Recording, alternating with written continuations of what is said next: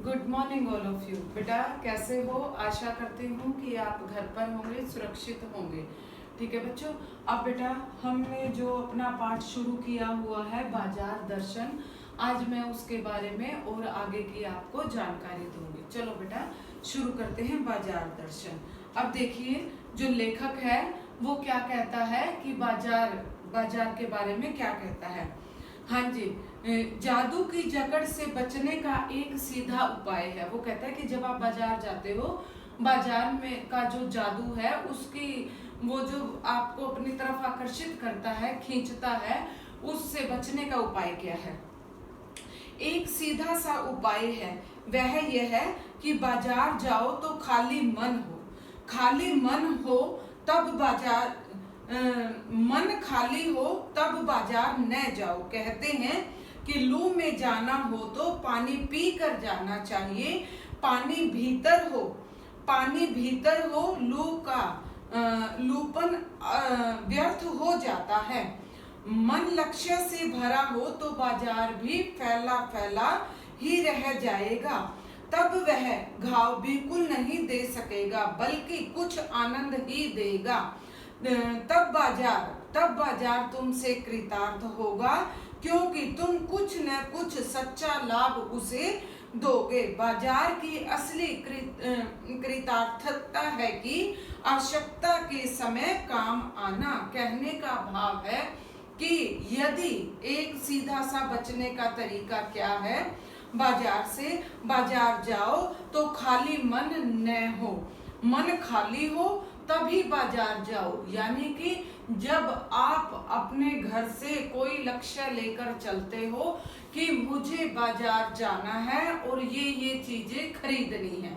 मान लो हम इस प्रकार से जाते हैं तो हम उसी चीज के ऊपर फोकस करते हैं। और कई बार क्या होता है, जब दिमाग बिल्कुल हम खाली लेकर जाते हैं, भाई आज हमने कुछ भी नहीं खरीदना, लेकिन हमें अचानक से कोई चीज पसंद आ जाती है, वो अधिक लाभ देती है। ठीक है बच्चों। लेखक जैनेन्द्र कुमार। पाठ बाजार दर्शन। लेखक परिचय। जैनेन्द्र कुमार, जन्म सन 1905, अलीगढ़, उत्तर प्रदेश। प्रमुख रचनाएं: परख, अनाम स्वामी, सुनीता, त्यागपत्र, कल्याणी, जयवर्धन, मुक्तिबोध, ये सब उपन्यास हैं। वातायन, एक रात, दो चिड़िया, फांसी, नीलम देश की राजकन्या, पाजेब, ये सब कहानी संग्रह हैं। प्रस्तुत प्रश्न: जड़ की बात, पूर्वोदय, साहित्य का श्रेय और प्रेय, सोच विचार, समय और हम, ये सब विचार प्रधान निबंध संग्रह हैं। प्रमुख पुरस्कार: साहित्य अकादमी पुरस्कार, भारत भारती सम्मान, भारत सरकार द्वारा पद्म भूषण से सम्मानित। निधन सन 1990 में। उन्होंने लिखा था, यथार्थ को अंतिम सत्य के रूप में ओढ़कर जो अपने को विवश मान बैठ सकता है वही तो असमर्थ है, पर जिसने स्वप्न के सत्य के दर्शन किए वह यथार्थ की विकटता से कैसे निरुत्साहित हो सकता है। हिंदी में प्रेमचंद के बाद सबसे महत्वपूर्ण कथाकार के रूप में प्रतिष्ठित जैनेन्द्र कुमार का अवदान बहुत व्यापक और वैविध्यपूर्ण है। अपने उपन्यासों और कहानियों के माध्यम से उन्होंने हिंदी में एक सशक्त मनोवैज्ञानिक कथाधारा का प्रवर्तन किया। परख और सुनीता के बाद 1937 में प्रकाशित त्यागपत्र ने इन्हें मनोवैज्ञानिक उपन्यासकार के रूप में प्रभूत प्रतिष्ठा दिलाई। इसी तरह खेल, पाजेब, नीलम देश की राजकन्या, अपना अपना भाग्य, तत्सत जैसी कहानियों को भी कालजयी रचनाओं के रूप में मान्यता मिली है। कथाकार होने के साथ साथ जैनेन्द्र की पहचान अत्यंत गंभीर चिंतक के रूप में रही। बहुत सरल एवं अनौपचारिक सी दिखने वाली शैली में उन्होंने समाज, राजनीति, अर्थनीति एवं दर्शन से संबंधित गहन प्रश्नों को सुलझाने की कोशिश की है। अपनी गांधीवादी चिंतन दृष्टि का जितना सुष्ठु एवं सहज उपयोग वे जीवन जगत से जुड़े प्रश्नों के संदर्भ में करते हैं, वह अन्यत्र दुर्लभ है, और वह इस बात का सबूत पेश करता है कि गांधीवाद को उन्होंने कितनी गहराई से हृदयंगम किया है। पृष्ठ संख्या 85। पाठ परिचय। बाजार दर्शन जैनेन्द्र का एक महत्वपूर्ण निबंध है जिसमें गहरी वैचारिकता और साहित्य सुलभ लालित्य का दुर्लभ संयोग देखा जा सकता है। हिंदी में उपभोक्तावाद एवं बाजारवाद पर व्यापक चर्चा पिछले 1-1.5 दशक पहले ही शुरू हुई है, पर कई दशक पहले लिखा गया जैनेन्द्र का लेख आज भी इनकी मूल अंतर्वस्तु को समझाने के मामले में बेजोड़ है। वे अपने परिचितों मित्रों से जुड़े अनुभव बताते हुए यह स्पष्ट करते हैं कि बाजार की जादुई ताकत कैसे हमें अपना गुलाम बना लेती है।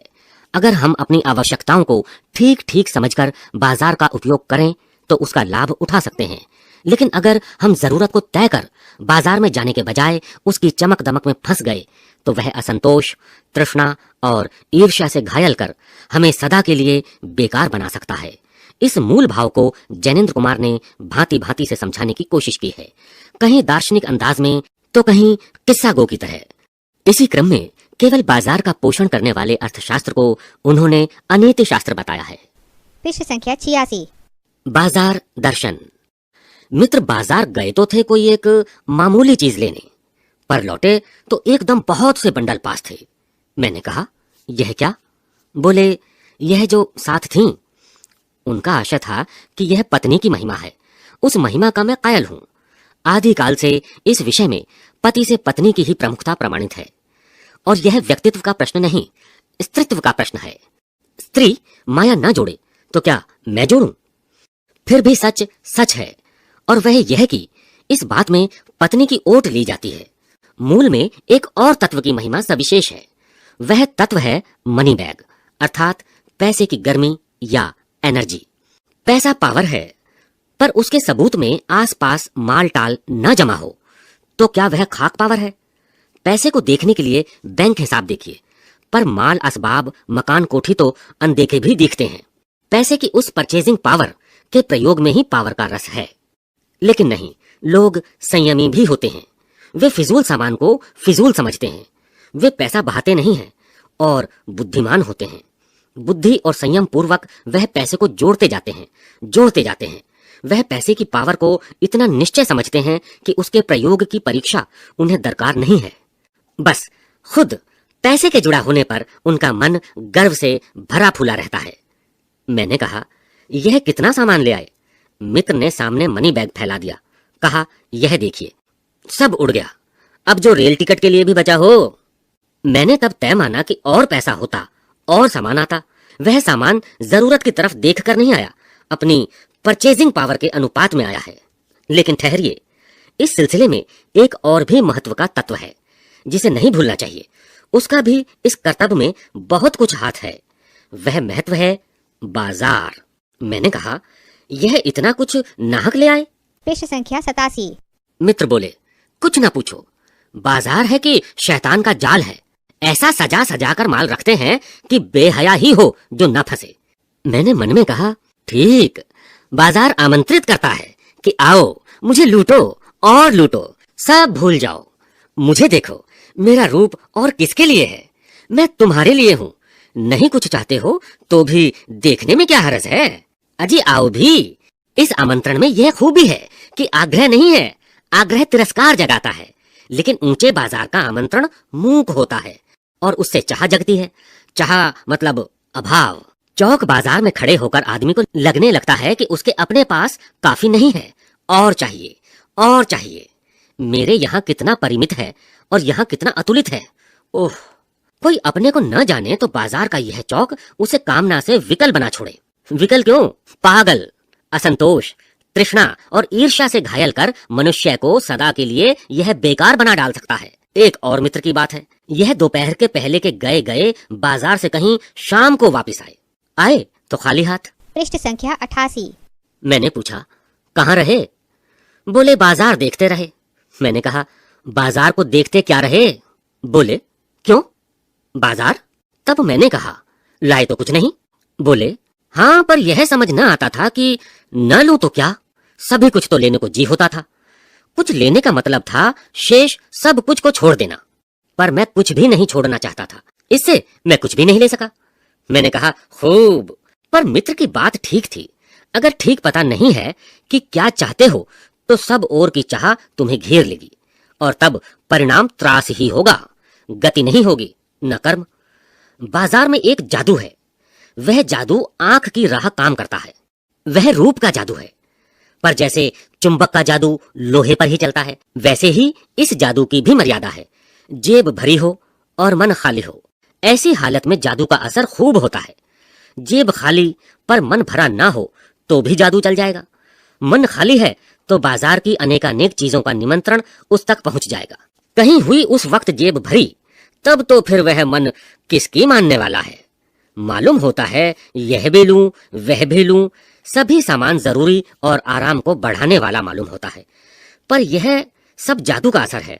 जादू की सवारी उतरी कि पता चलता है कि फैंसी चीजों की बहुतायत आराम में मदद नहीं देती, बल्कि खलल ही डालती है। थोड़ी देर को स्वाभिमान को जरूर सेंक मिल जाता है, पर इससे अभिमान की गिल्टी की और खुराक ही मिलती है। जकड़ रेशमी डोरी की हो तो रेशम के स्पर्श के मुलायम के कारण क्या वह कम जकड़ होगी? पर उस जादू की जकड़ से बचने का एक सीधा सा उपाय है। वह यह है कि बाजार जाओ तो खाली मन ना हो, मन खाली हो तब बाजार ना जाओ। कहते हैं लू में जाना हो तो पानी पीकर जाना चाहिए। पानी भीतर हो, लू का लूपन व्यर्थ हो जाता है। मन लक्ष्य में भरा हो तो बाजार भी फैला का फैला ही रह जाएगा। तब वह घाव बिल्कुल नहीं दे सकेगा, बल्कि कुछ आनंद ही देगा। तब बाजार तुमसे कृतार्थ होगा, क्योंकि तुम कुछ न कुछ सच्चा लाभ उसे दोगे। बाजार की असली कृतार्थता है आवश्यकता के समय काम आना। यहाँ एक अंतर चीन्ह लेना बहुत जरूरी है। मन खाली नहीं रहना चाहिए, इसका मतलब यह नहीं है कि वह मन बंद रहना चाहिए। जो बंद हो जाएगा वह शून्य हो जाएगा। पृष्ठ संख्या 89। शून्य होने का अधिकार बस परमात्मा का है, जो सनातन भाव से संपूर्ण है। शेष सब अपूर्ण है। इससे मन बंद नहीं रह सकता। सब इच्छाओं का निरोध कर लोगे यह झूठ है। और अगर इच्छा निरोधस्तप का ऐसा ही नकारात्मक अर्थ हो तो वह तप झूठ है। वैसे तप की राह रेगिस्तान को जाती होगी, मोक्ष की राह वह नहीं है। ठाठ देकर मन को बंद कर रखना जड़ता है। लोभ का यह जीतना नहीं है कि जहां लोभ होता है यानी मन में, वहां नकार हो। यह तो लोभ की ही जीत है और आदमी की हार। आंख अपनी फोड़ डाली, तब लोभनीय के दर्शन से बचे तो क्या हुआ? ऐसे क्या लोभ मिट जाएगा? और कौन कहता है कि आंख फूटने पर रूप दिखना बंद हो जाएगा? क्या आंख बंद करके ही हम सपने नहीं लेते हैं? और वे सपने क्या चैन भंग नहीं करते हैं? इससे मन को बंद कर डालने की कोशिश तो अच्छी नहीं, वह अकारत है। यह तो हठ वाला योग है। शायद हठ ही हठ है, योग नहीं है। इससे मन कृश भले हो जाए और पीला और अशक्त जैसे विद्वान का ज्ञान।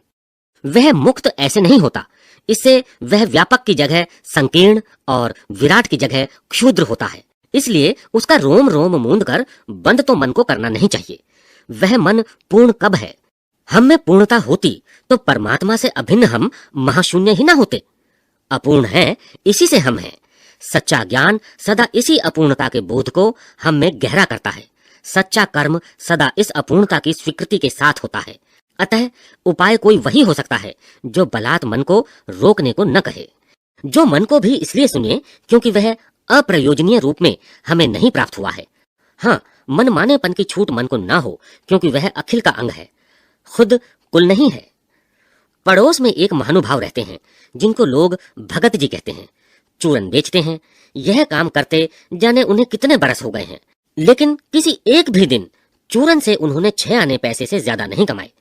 चूरन उनका आसपास सरनाम है और खुद खूब लोकप्रिय है। कहीं व्यवसाय का गुर पकड़ लेते और उस पर चलते तो आज खुशहाल क्या माला माल होते।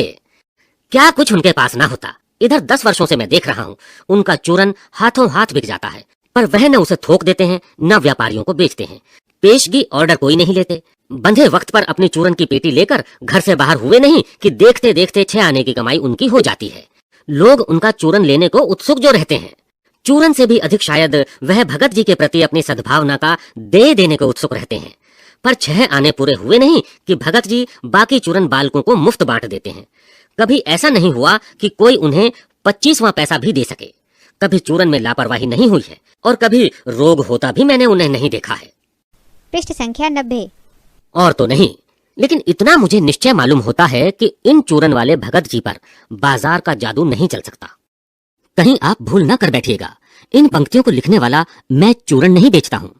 जी नहीं, ऐसी हल्की बात भी न सोचिएगा। यह समझिएगा कि लेख के किसी भी मान्य पाठक से उस चूरन वाले को श्रेष्ठ बताने की मैं हिम्मत कर सकता हूं? क्या जाने उस भोले आदमी को अक्षर ज्ञान तक भी है या नहीं, और बड़ी बातें तो उसे मालूम क्या होंगी, और हम आप न जाने कितनी बड़ी बड़ी बातें जानते हैं। इससे यह तो हो सकता है कि वह चूरन वाला भगत हम लोगों के सामने एकदम नाचीज आदमी हो, लेकिन आप पाठकों की विद्वान श्रेणी का सदस्य होकर भी मैं यह स्वीकार नहीं करना चाहता हूं कि उस अपदार्थ प्राणी को वह प्राप्त है जो हम में से बहुत कम को शायद प्राप्त है। उस पर बाजार का जादू वार नहीं कर पाता, माल बिछा रहता है और उसका मन अडिग रहता है। पैसा उससे आगे होकर भीख तक मांगता है कि मुझे लो, लेकिन उसके मन में पैसे पर दया नहीं समाती। वह निर्मम व्यक्ति पैसे को अपने आहत गर्व में बिलखता ही छोड़ देता है। ऐसे आदमी के आगे क्या पैसे की व्यंग्य शक्ति कुछ भी चलती होगी? क्या वह शक्ति कुंठित रहकर सलज ही न हो जाती होगी? पैसे की व्यंग्य शक्ति की सुनिए, वह दारुण है। मैं पैदल चल रहा हूं कि पास ही धूल उड़ाती निकल गई मोटर। वह क्या निकली, मेरे कलेजे को कौंधती एक कठिन व्यंग्य की लीक ही आर से पार हो गई, जैसे किसी ने आंखों में उंगली देकर दिखा दिया हो कि देखो, उसका नाम है मोटर और तुम उससे वंचित हो। यह मुझे अपनी ऐसी विडंबना मालूम होती है कि बस पूछिए नहीं। क्यों ना मैं मोटर वालों के यहां हुआ। उस व्यंग्य में इतनी शक्ति है कि जरा मैं मुझे अपने सगों के प्रति कृतज्ञ कर सकती है। लेकिन क्या लोक वैभव की यह व्यंग्य शक्ति उस चूरन वाले अकिंचित कर मनुष्य के आगे चूर चूर होकर ही नहीं रह जाती? चूर चूर क्यों? कहो पानी पानी। तो वह क्या बल है जो इस तीखे व्यंग्य के आगे ही अजेय ही नहीं रहता, बल्कि मानो उस व्यंग्य की क्रूरता को ही पिघला देता है। उस बल को नाम जो दो, पर वह निश्चय उस तल की वस्तु नहीं है जहां पर संसारी वैभव फलता फूलता है। वह कुछ अपर जाति का तत्व है। लोग स्पिरिचुअल कहते हैं, आत्मिक, धार्मिक, नैतिक कहते हैं। मुझे योग्यता नहीं कि मैं उन शब्दों में अंतर देखूं और प्रतिपादन करूं। मुझे शब्द से सरोकार नहीं। मैं विद्वान नहीं कि शब्दों पर अटकूं, लेकिन इतना तो है कि जहां तृष्णा है, बटोर रखने की स्पृहा है, वहां उस बल का बीज नहीं है, बल्कि यदि उसी बल को सच्चा बल मानकर बात की जाए तो कहना होगा कि संचय की तृष्णा और वैभव की चाह में व्यक्ति की निर्बलता ही प्रमाणित होती है। पृष्ठ संख्या 91। निर्बल ही धन की ओर झुकता है, वह अबलता है। वह मनुष्य पर धन की और चेतन पर जड़ की विजय है। एक बार चूरन वाले भगत जी बाजार चौक में दिख गए। मुझे देखते ही उन्होंने जय जय राम किया। मैंने भी जय राम कहा। उनकी आंखें बंद नहीं थीं और ना उस समय वह बाजार को किसी भांति कोस रहे मालूम होते थे। राह में बहुत लोग, बहुत बालक मिले जो भगत जी द्वारा पहचाने जाने के इच्छुक थे। भगत जी ने सबको ही हंसकर पहचाना, सबका अभिवादन लिया और सबको अभिवादन किया। इससे तनिक भी यह नहीं कहा जा सकेगा कि चौक बाजार में होकर उनकी आंखें किसी से भी कम खुली थीं, लेकिन भौचक्के हो रहने की लाचारी उन्हें नहीं थी। व्यवहार में पसोपेश उन्हें नहीं था और खोए से खड़े नहीं वह रह जाते थे। भांति भांति के बढ़िया माल से चौक भरा पड़ा है। उस सब के प्रति अप्रीति इस भगत के मन में नहीं है, जैसे उस समूचे माल के प्रति भी उनके मन में आशीर्वाद हो सकता है। विद्रोह नहीं, प्रसन्नता ही भीतर है, क्योंकि कोई रिक्त भीतर नहीं है। देखता हूं कि खुली आंख, तुष्ट और मग्न वह चौक बाजार में से चलते चले जाते हैं। राह में बड़े बड़े फैंसी स्टोर पड़ते हैं, पर पड़े रह जाते हैं। कहीं भगत नहीं रुकते। रुकते हैं तो एक छोटी पंसारी की दुकान पर रुकते हैं। वहां दो चार अपने काम की चीज लीं और चले जाते हैं। वहां दो चार अपने काम की चीज लीं और चले आते हैं। बाजार से हठ पूर्वक विमुखता उनमें नहीं है, लेकिन अगर उन्हें जीरा और काला नमक चाहिए तो सारे चौक बाजार की सत्ता उनके लिए तभी तक है, तभी तक उपयोगी है जब तक वहां जीरा मिलता है। जरूरत भर जीरा वहां से ले लिया कि फिर सारा चौक उनके लिए आसानी से नहीं के बराबर हो जाता है। वह जानते हैं कि जो उन्हें चाहिए वह है जीरा नमक। बस इस निश्चित प्रतीति के बल पर शेष सब चांदनी चौक का आमंत्रण उन पर व्यर्थ होकर बिखरा रहता है। चौक की चांदनी दाएं बाएं भूखी की भूखी फैली रह जाती है, क्योंकि भगत जी को जीरा चाहिए। वह तो कोने वाली पंसारी की दुकान से मिल जाता है और वहां से सहज भाव में ले लिया गया है। इसके आगे आस पास अगर चांदनी बिछी रहती है तो बड़ी खुशी से बिछी रहे। भगत जी से बेचारी का कल्याण ही चाहते हैं। यहाँ मुझे ज्ञात होता है कि बाजार को सार्थकता भी वही मनुष्य देता है जो जानता है कि वह क्या चाहता है, और जो नहीं जानते कि वे क्या चाहते हैं अपनी परचेजिंग पावर के गर्व में अपने पैसे से केवल एक विनाशक शक्ति, शैतानी शक्ति, व्यंग्य की शक्ति ही बाजार को देते हैं। न तो वे बाजार से लाभ उठा सकते हैं, न उस बाजार को सच्चा लाभ दे सकते हैं। वे लोग बाजार का बाजारूपन बढ़ाते हैं जिसका मतलब है कि कपट बढ़ाते हैं। कपट की बढ़ती का अर्थ परस्पर में सद्भाव की घटी। इस सद्भाव के ह्रास पर आदमी आपस में भाई भाई और सुहृद और पड़ोसी फिर रहे ही नहीं जाते हैं और आपस में कोरे गाहक और बेचक की तरह व्यवहार करते हैं, मानो दोनों एक दूसरे को ठगने की घात में हों।